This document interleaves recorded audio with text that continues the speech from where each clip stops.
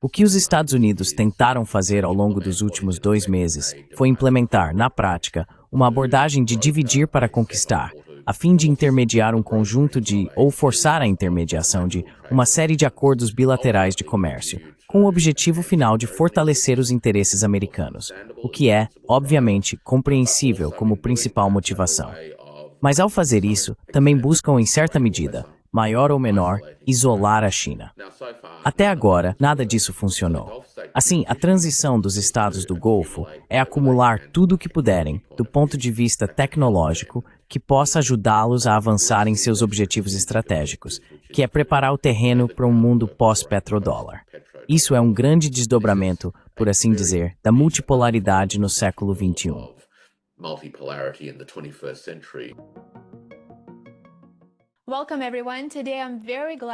Bem-vindos todos. Hoje estou muito feliz em receber de volta o Dr. Warwick Powell.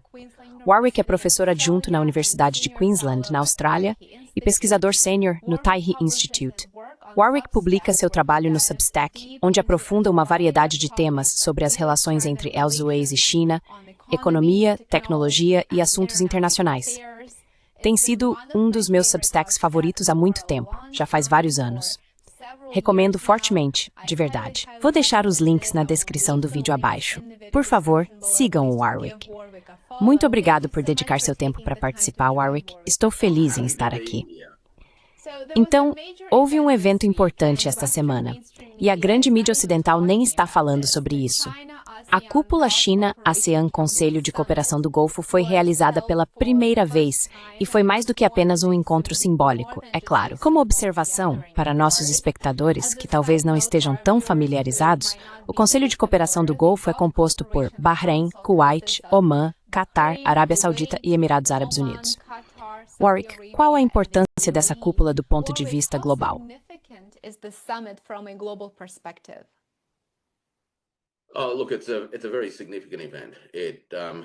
Olha, é um evento muito significativo. Ele tem relevância contextual imediata, importância de médio prazo e, claro, também um significado histórico muito mais duradouro.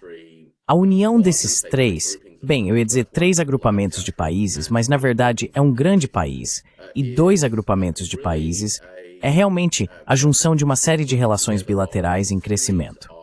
A China e os Estados do Golfo vêm construindo suas relações bilaterais há bastante tempo, e vimos uma expansão significativa dos fluxos de comércio e investimento entre a China e os Estados do Golfo nas últimas décadas.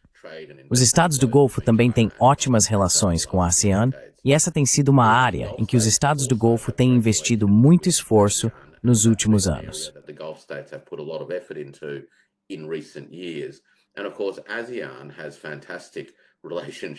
E claro, a ASEAN tem relações fantásticas com a China, especialmente no domínio econômico, onde China e a ASEAN agora são os maiores parceiros comerciais um do outro, e a China está se tornando cada vez mais um participante de destaque nos investimentos nas economias da ASEAN também.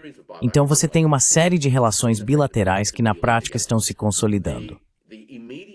O contexto imediato que torna isso bastante importante é que, obviamente, vivemos um momento em nossa história global em que rupturas e perturbações significativas na ordem das coisas estão em andamento, algumas das quais foram catalisadas pelas recentes decisões tarifárias e outras decisões do governo Trump de retirar seu engajamento em instituições globais. Mas isso é apenas uma questão de curto prazo, e podemos entrar nesse assunto daqui a pouco. So that's your short-term stuff, and we can get into that in a bit. The other parts, of course, is that medium-term. A outra parte, é claro, diz respeito a esse conjunto de questões de médio prazo, que trata de como essas regiões em desenvolvimento do mundo estão pensando sobre suas trajetórias de desenvolvimento e o que irá sustentar seu desenvolvimento contínuo e bem-estar econômico e social. Não apenas nos próximos 5 anos, mas nos próximos 20 a 50 anos.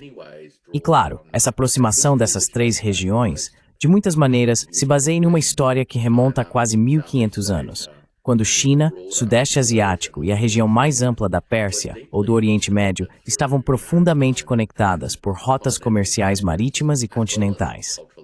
A troca social e de conhecimento foi incrível durante as dinastias Tang e Song. Assim, de certa forma, pode-se dizer que este é mais um capítulo do que um dia foi a Rota da Seda. In what was once the Silk Road. A cúpula parece ser um testemunho de interesses compartilhados e, claro, da busca por conexões mais fortes daqui para frente. Os Estados Unidos veem o Sudeste Asiático como um interesse estratégico em termos de políticas de segurança e de sua própria segurança, principalmente por causa da China. Que mensagem essa expansão da influência chinesa na região e seus laços mais estreitos, não apenas com a ASEAN, mas também com os estados do Golfo, enviam aos Estados Unidos?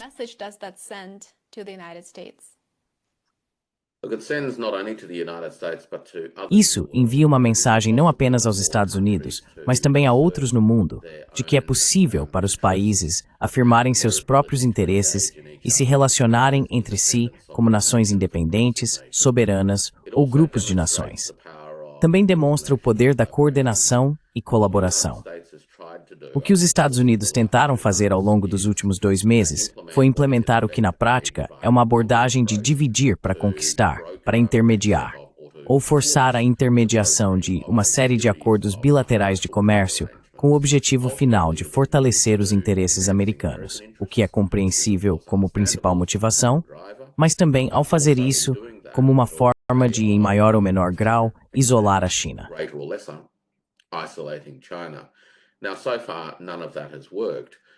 Até agora, nada disso funcionou.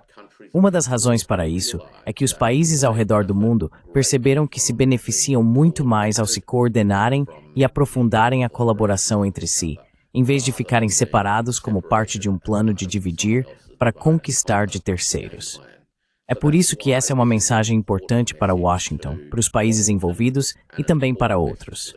Juntos, er finns halvvej meeting af minnesfri, et mearts perspektivo de stab tosbæðad barefdægði nuktivusten I fragmentals. Than if they were divided and fragmented. Absolutely. ASEAN is a very important actor in the... Com certeza, a ASEAN é um ator muito importante na região e, pelo que entendo, o bloco busca manter a neutralidade ou, historicamente, esse tem sido seu objetivo. Você acha que, diante da fragmentação do comércio, da extrema volatilidade resultante de tarifas e tantas outras questões, e dessa crescente perda de confiança nos Estados Unidos como aquele pilar de estabilidade econômica global que já foi, você acha que a ASEAN pode agora se sentir compelida a escolher um lado ou, eventualmente, se sentirá obrigada a fazê-lo?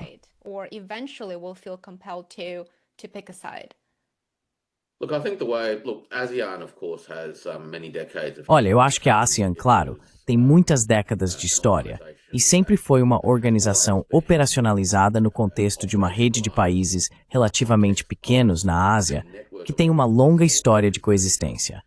E há um entendimento de que, para uma coexistência sustentada, com mínimo conflito ou conflito gerenciado, assim como colaborações para a prosperidade, um ethos de consenso precisaria ser fundamental para o funcionamento de um grupo como esse. E isso faz parte do DNA da ASEAN. Então, nesse sentido, a ASEAN se inspira no movimento dos não alinhados que surgiu nos anos após a Segunda Guerra Mundial, que se consolidou na Conferência de Bandung há 7 décadas, e que, na minha opinião, se manifesta diariamente na forma como a ASEAN e seus membros conduzem seus assuntos.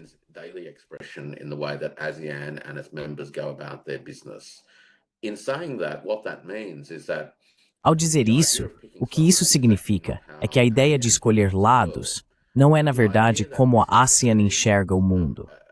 A ideia de que se trata de uma disputa entre 2 grandes concorrentes, por assim dizer, é uma perspectiva que vem de Washington, mas não é necessariamente aquela a qual os países da Ásia irão aderir. E isso porque eles acreditam que esse enquadramento, em primeiro lugar, diminui sua própria agência dentro da configuração dos assuntos globais, mas também porque não compreende o que está acontecendo. O mundo, aos olhos de muitas pessoas na Ásia, não é uma disputa, por assim dizer, entre os Estados Unidos e a China. Na verdade, trata-se de uma evolução, em um sentido sistêmico, de um sistema que foi dominado por uma potência hegemônica significativa para um sistema no qual nenhum poder único, por maior que seja, pode dominar os outros. However great, can dominate others.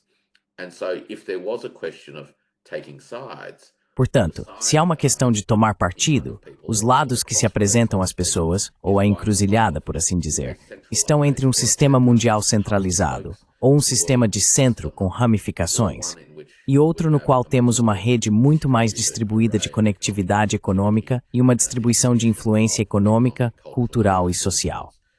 Assim, acredito que a ASEAN, como grupo e como expressão ou personificação de um ethos, realmente enxerga a oportunidade aqui não como uma escolha entre China e Estados Unidos, mas como uma contribuição para a criação de um mundo multipolar estável no futuro. Porque a multipolaridade por si só não garante nem estabilidade nem caos. doesn't promise stability or chaos.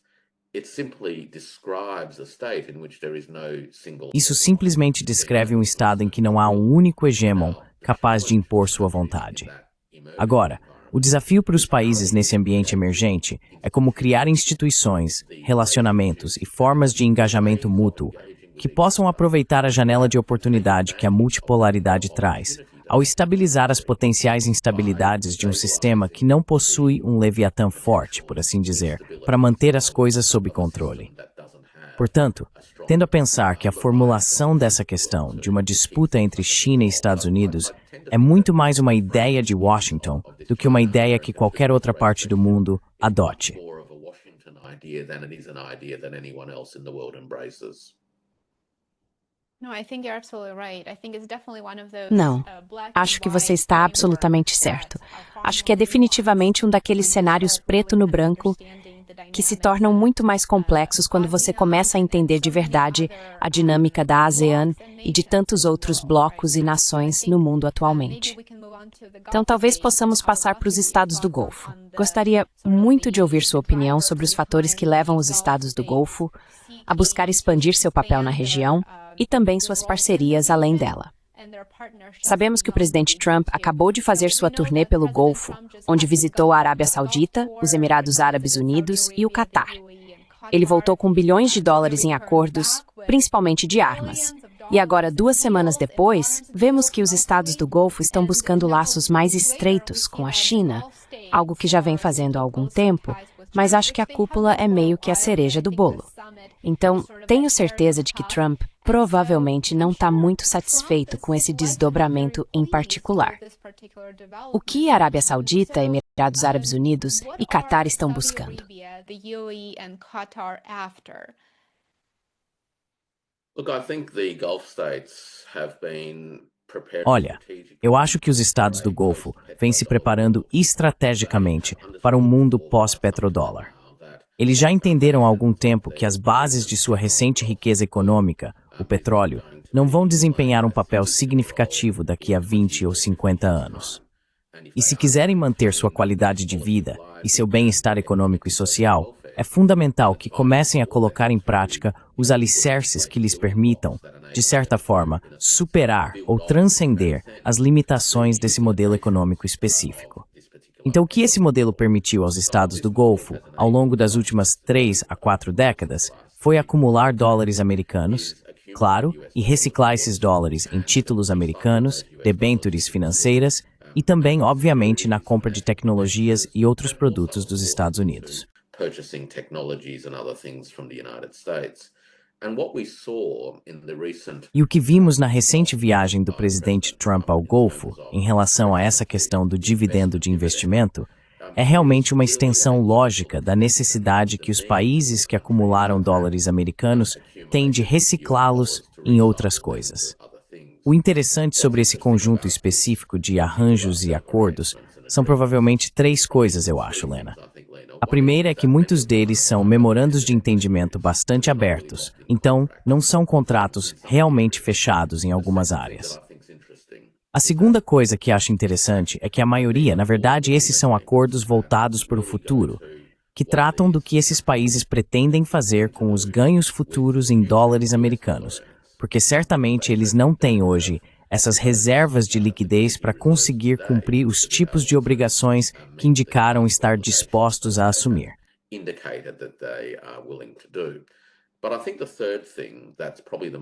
Mas eu acho que a terceira coisa, que provavelmente é a mais importante, é que essas intenções expressas por esses acordos mostram que os estados do Golfo estão basicamente dizendo: nós não queremos o seu papel, mas aceitaremos as suas coisas.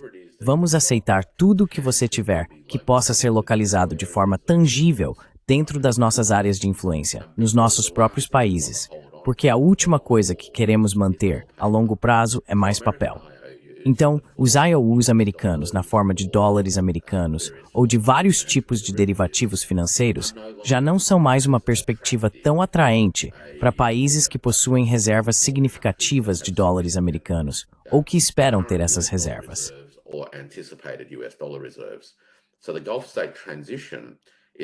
Portanto, a transição dos estados do Golfo é acumular tudo o que puderem do ponto de vista tecnológico que possa ajudá-los a avançar em seus objetivos estratégicos, que é preparar o terreno para um mundo pós-petrodólar. E é isso que eu acho que está realmente acontecendo no momento. Então, sim, os países do Golfo, caso tenham reservas significativas em dólares americanos, precisarão reciclá-las e vão aproveitar tudo o que puder ser localizado nos estados do Golfo. Mas no fim das contas, o objetivo de longo prazo é aprofundar e diversificar os relacionamentos econômicos que eles têm com outras partes do mundo, porque o mundo pós-petrodólar é um mundo de diversidade.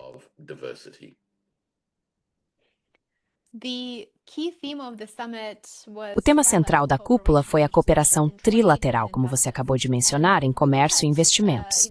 Se olharmos para cada parte individualmente, realmente parece ser uma combinação ideal. O Golfo possui recursos financeiros substanciais, a China tem capacidades de manufatura moderna incomparáveis e, claro, a ASEAN tem um impulso incrível. Seu crescimento e potencial de mercado são muito promissores. Portanto, essas são forças muito complementares que todos eles trazem para a mesa e é uma situação em que todos ganham. Como esse quadro de cooperação mais forte e laços mais estreitos entre esses atores pode redefinir a economia global e talvez a estrutura e os frameworks multicambiais.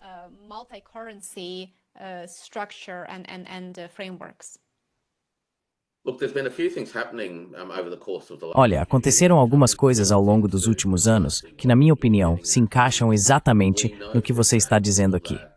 Sabemos, por exemplo, que os Emirados Árabes Unidos, a Arábia Saudita e a China estiveram envolvidos em um projeto, o Enbridge, que tem estudado tecnologias que apoiam liquidações comerciais baseadas em moedas nacionais.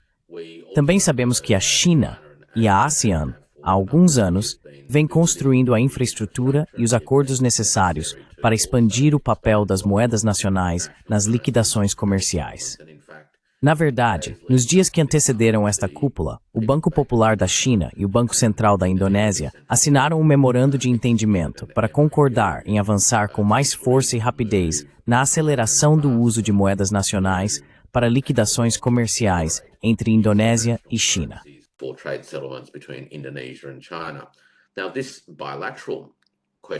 Agora, essa questão bilateral é significativa por si só, porque estamos falando de valores comerciais de cerca de 150 milhões de dólares americanos, onde a Indonésia, na verdade, tem um superávit modesto, o que realmente significa que a dinâmica comercial entre esses dois países é relativamente equilibrada. Portanto, liquidar o comércio em moedas nacionais é relativamente fácil de fazer, sem criar quaisquer problemas sistêmicos ou estruturais de balanço de pagamentos. Então temos alguns fatores se unindo agora, que é uma camada tecnológica. E não vamos esquecer que algumas dessas nações também são membros do BRICS. A Indonésia é um membro pleno do BRICS. A China, claro, é um membro fundador. Os Emirados Árabes Unidos estão no BRICS. A Arábia Saudita, acho que é justo dizer, é suficientemente favorável ao BRICS, embora seu status formal precisa ser algo que eles debatem um pouco.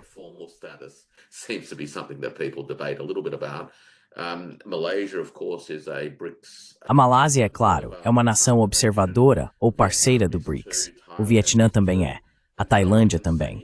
E assim podemos ver um conjunto multilayer de instituições se formando, com o objetivo de promover uma abertura crescente não apenas nos fluxos comerciais, mas também em investimentos e na movimentação de pessoas. Vale notar também que após essa cúpula, a China anunciou a inclusão dos demais estados do Golfo que ainda não faziam parte do programa de isenção de visto da China, permitindo agora que eles viajem para a China sem visto. Portanto, essas redes multilayer de instituições visam facilitar o fluxo de valor econômico e permitir que esse valor seja denominado e liquidado nas moedas nacionais dos países participantes. Não há dúvida de que o que está acontecendo vai acelerar a capacidade das moedas nacionais de desempenharem um papel mais proeminente nas liquidações comerciais daqui para frente.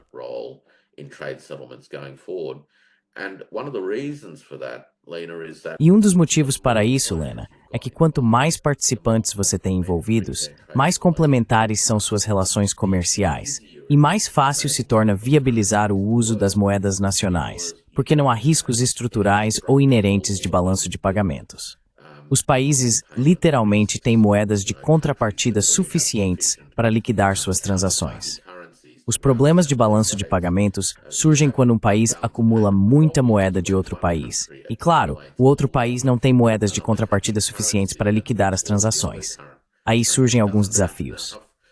Mas quanto mais participantes você tem, mais pares de negociação, na prática, você obtém dentro de um conjunto de instituições. E mais rápido e fácil se torna passar de um denominador único que atua como uma gramática financeira comum, por assim dizer, para os participantes, para um cenário em que as moedas nacionais passam a ser apenas parte do cotidiano dos negócios.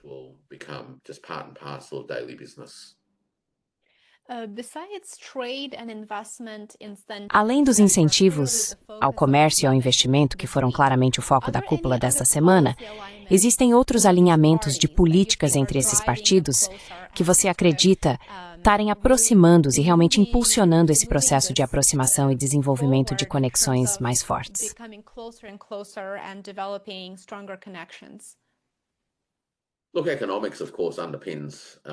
Veja, a economia, é claro, está na base de praticamente tudo, não é?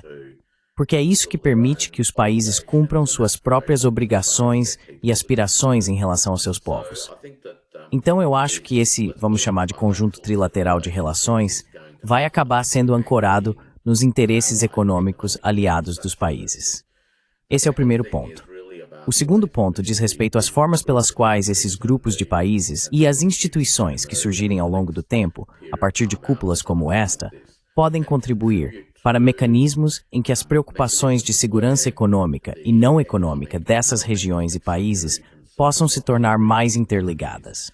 E assim, o que podemos começar a perceber é a ideia de que a segurança se torna uma questão indivisível.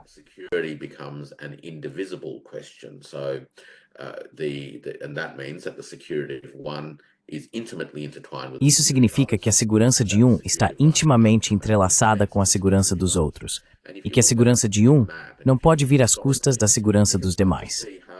Se você olhar para um mapa e pensar historicamente, pode começar a perceber como a ASEAN, ou seja, o Sudeste Asiático, indo até a Indonésia, em muitos aspectos, é a parte mais ao sudeste da grande massa continental da Eurásia.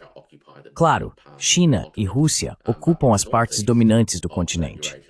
Mas, no nordeste dessa massa continental eurasiática, estão a Sibéria e a Península Coreana. Depois, na parte sudoeste dessa enorme massa de terra, está obviamente o Oriente Médio, ou as regiões dos estados do Golfo. E claro, a parte noroeste é na prática a Rússia Central e Ocidental. Essa parte noroeste da massa continental da Eurásia.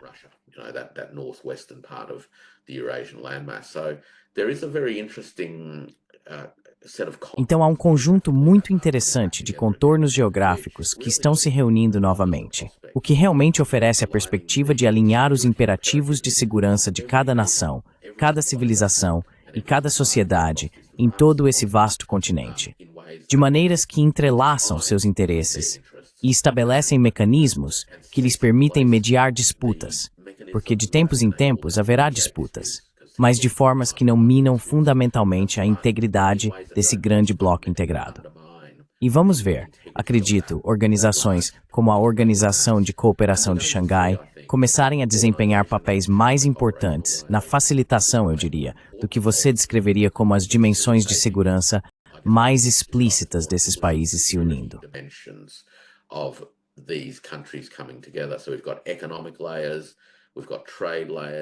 Então temos camadas econômicas, camadas de comércio, camadas de investimento, camadas de tecnologia, camadas financeiras e camadas de segurança, que vão lidar com questões como terrorismo, o risco de desestabilização por forças externas e, em última análise, é claro, a capacidade de fornecer segurança coletiva para cada uma das nações participantes.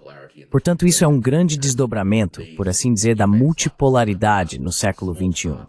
E esses eventos, como a cúpula, são pequenas partes de um conjunto muito maior de desafios e atividades que, no final das contas, se tudo correr razoavelmente bem, nos levarão a um tecido multipolar muito entrelaçado, onde os países e seus diversos interesses podem estar melhor alinhados e onde encontramos segurança trabalhando juntos, em vez de buscar segurança construindo muros entre nós.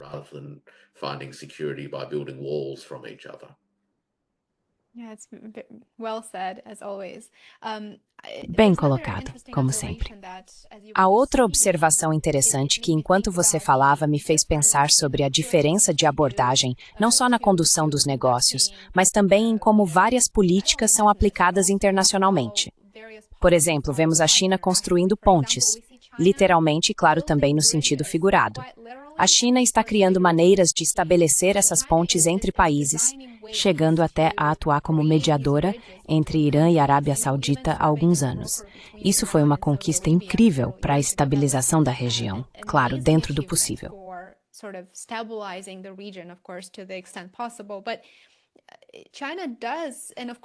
Mas a China faz isso com sua iniciativa do Cinturão e Rota e os investimentos que realizou globalmente. Do outro lado desse espectro, vemos a política externa dos Estados Unidos dizendo queremos a Groenlândia, queremos o Canadá, e fazendo outras declarações que são bastante desestabilizadoras e destrutivas e que realmente não facilitam nenhuma iniciativa de construção da paz. Você poderia comentar sobre a diferença nas abordagens e os resultados que decorrem disso?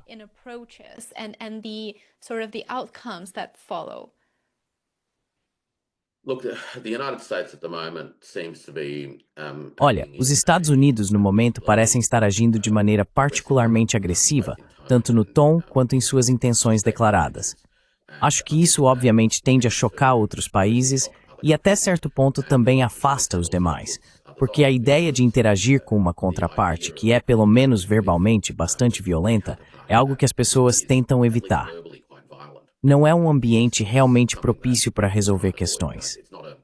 Em contraste, muitas vezes penso em várias questões-chave não econômicas, na verdade, apenas questões culturais, que talvez possibilitem o surgimento de um novo ethos, ou um novo estilo de engajamento internacional.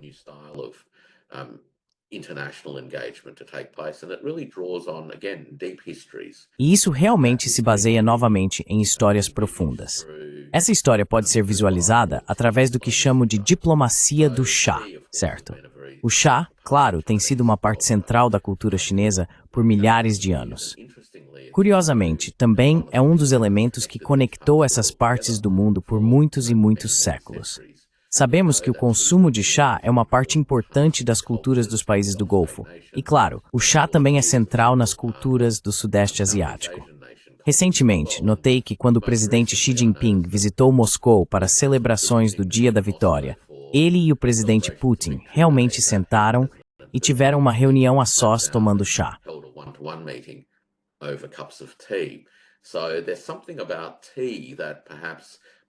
Há algo sobre o chá que talvez nos forneça uma gramática cultural e histórica comum, que traz um certo tom às formas como as partes interagem entre si, onde se reconhece que as interações e os relacionamentos não são coisas pontuais, mas sim, como o chá, exigem tempo e esforço para serem preparados, e precisam de um pouco de habilidade e arte para realmente extrair o melhor dos ingredientes brutos.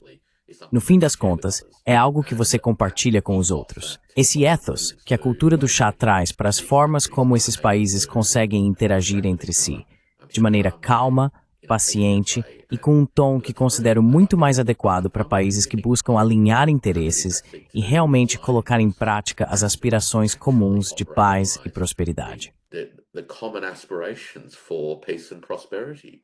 You don't achieve peace and prosperity by Você não alcança paz e prosperidade fazendo birra. Só é possível alcançar paz e prosperidade criando um ambiente propício para isso. E talvez possamos refletir sobre isso através das práticas da própria cultura do chá. Então é uma abordagem um pouco inusitada para essa questão, mas acho que é algo que podemos... acho que podemos valorizar um pouco esse estilo e esse ethos ao pensar em como o chá desempenha um papel muito comum na vida social de todas essas sociedades tão diferentes.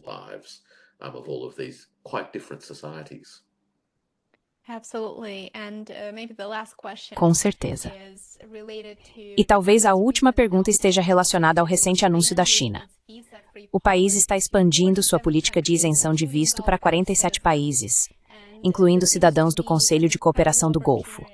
Isso parece ser uma oportunidade incrível de usar o soft power e realmente focar nas conexões humanas, como você acabou de mencionar, para ajudar a impulsionar objetivos e mudanças políticas muito mais amplas.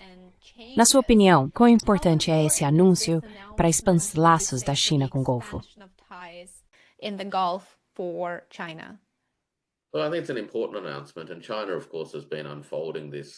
Eu acho que é um anúncio importante. E a China, claro, vem implementando esse programa de isenção de visto agora, como você disse, para mais de 40 países.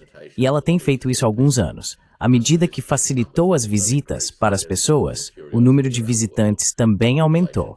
Então, certamente, existe uma curiosidade em relação à China ao redor do mundo. Acho que isso também é importante porque demonstra uma abordagem e um processo de pensamento que reconhecem que os relacionamentos não são abstratos. Uma coisa é ter tratados abstratos e obrigações quase legais, mas as conexões que realmente se formam ao ver, interagir, ouvir e fazer coisas com outras pessoas estão qualitativamente em um outro patamar.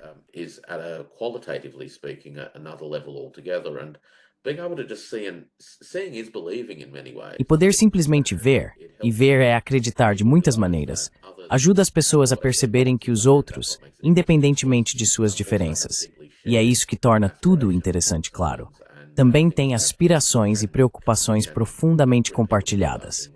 Essas são coisas que podem unir as pessoas de maneiras que talvez níveis abstratos de pensamento não consigam. Portanto, abrir, facilitar e incentivar mais intercâmbios entre pessoas é realmente importante. Quero dizer, como mais poderíamos construir um mundo multipolar estável e pacífico se não houver capacidade para um diálogo entre civilizações que permita a realização de pontos em comum ao mesmo tempo em que preserva as diferenças. E esse é o verdadeiro desafio. As interações entre pessoas, na minha opinião, são centrais para alcançar isso.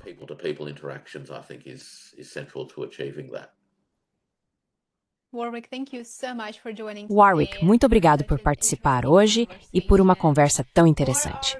Para nossos espectadores, recomendo fortemente que sigam o Warwick no X, antigo Twitter, e no Substack, onde ele compartilha diariamente análises e insights sobre os acontecimentos atuais.